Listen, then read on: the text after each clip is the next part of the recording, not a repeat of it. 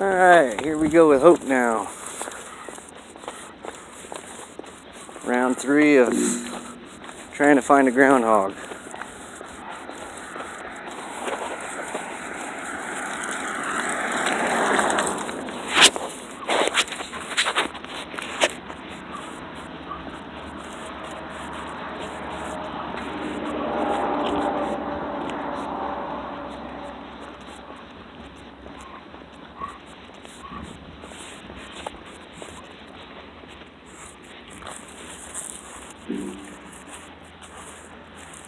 She's probably,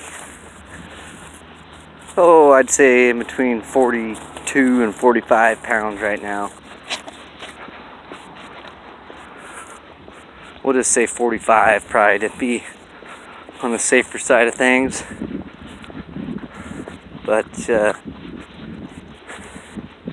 she can lose a few pounds at the tail end of winter. We're pretty much all done with our deer scraps for the year here.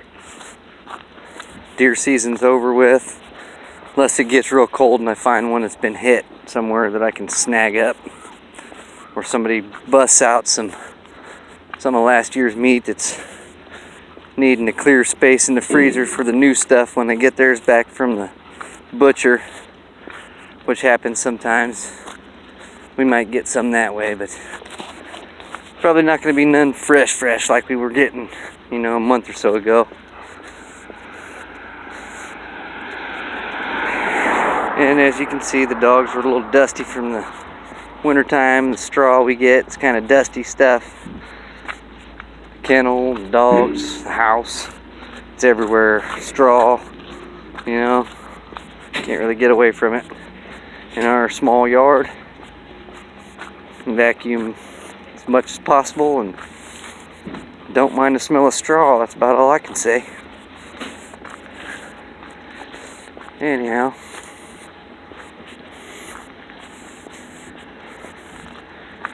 Hope came back to us. She went to a local couple here.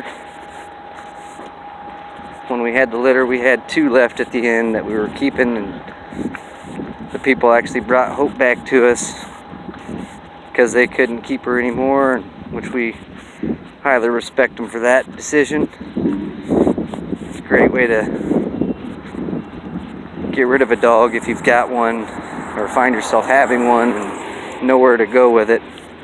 Well, take it back to where you got it from, because if it's a pound, they can probably try to find it somebody else, and if it was a breeder, they've probably got a network of friends that would possibly be interested in housing the dog or taking it on. Things like this. I notice there's a lot of rescue people out there that I don't really have a problem with what they're doing. And then, sometimes you'll even find the ones that will agree with you when you say things like, well, everyone's not worth saving. You know what I mean? It's kind of a cruel thing to say, I guess, depending on how you look at it. But you know what I mean? In today's world with overpopulation in the pounds and, things like this with health problems and not being able to know the background on a dog, you got to consider those things. And, you see all kinds of videos and stuff on the internet about piles of dead dogs and this and that. It's the reality of our world. It's not the dog's fault. It's really the people's,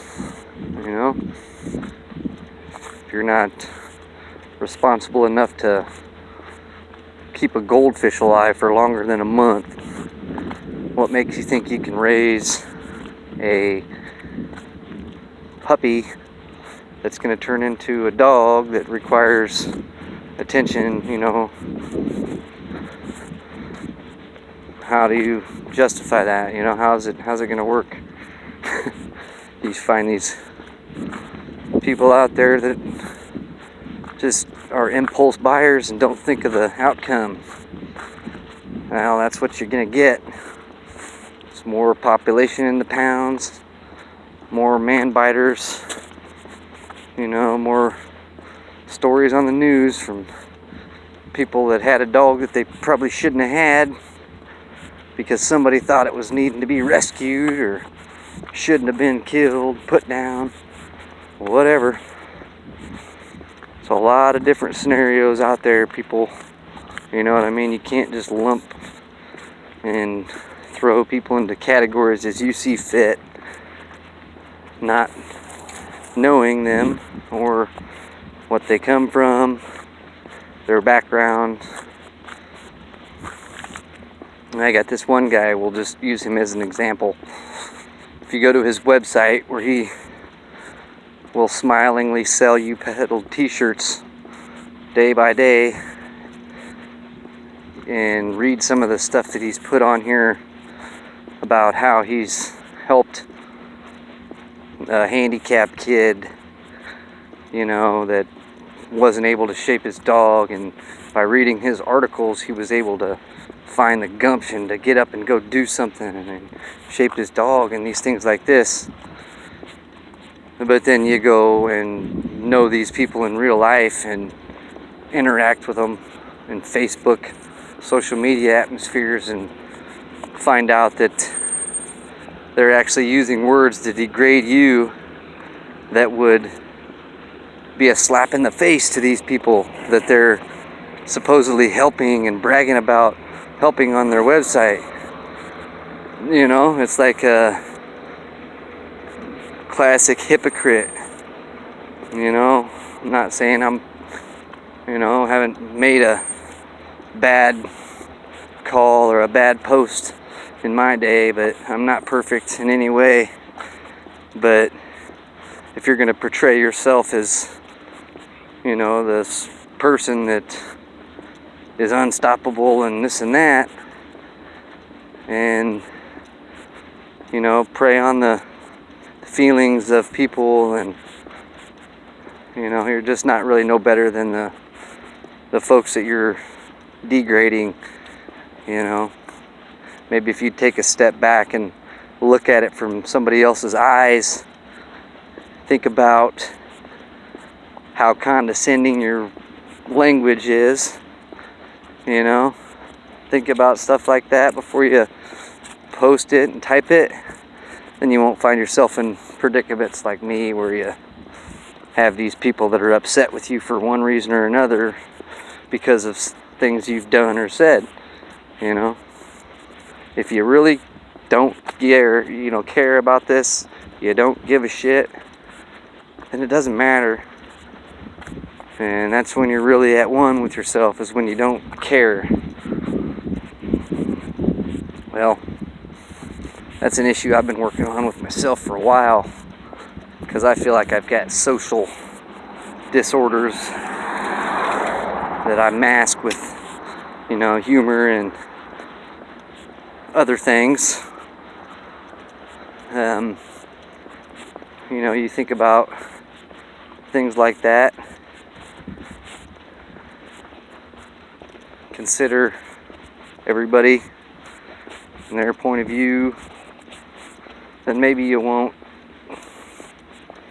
come across that way. If you're going to be what you're trying to portray yourself as, you got to be real, number one, first.